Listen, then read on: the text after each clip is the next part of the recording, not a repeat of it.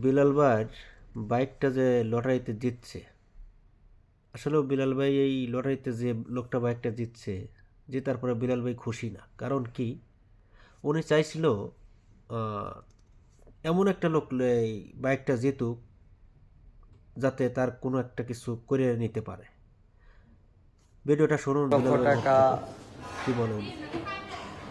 যে পাইলো না, আমি সবসময় বলি যে ভাই, যাদের যারা এস্টাবলিশড আছেন, সচ্ছল আছেন, দয়া করে এই ধরনের ক্যাম্পেইনগুলোতে অংশগ্রহণ করেন না। আমি তো নিষেধ করি।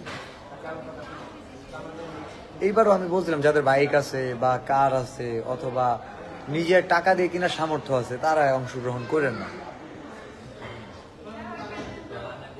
কিন্তু আসলে কিছু বলার নাই।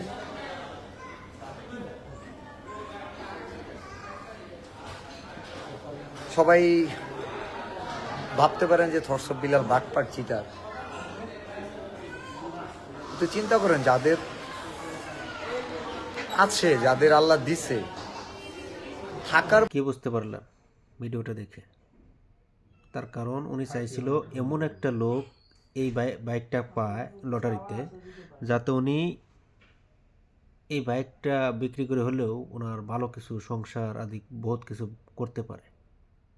আসলে দিন শেষে এমন একজন লোক পাইছে, বিলাল ভাইয়ের মনে অনেক কষ্ট বোঝা গেল ভিডিও থেকে। তার কোনো চাইছিল গরিব একটা মানুষ পাক, উনি এই বাইকটা বেচে অনেক কিছু তার পরিবারের অনেক টাকা পয়সা দিয়ে অনেক সাহায্য করা যাবে। কিন্তু আসলেও এমন একটা লোক পাইছে বাইকটা, তার বলে তার আরও দুইটা বাইক আছে। নসিব কি, কিছু তো করার নেই। লটারি তো লটারি।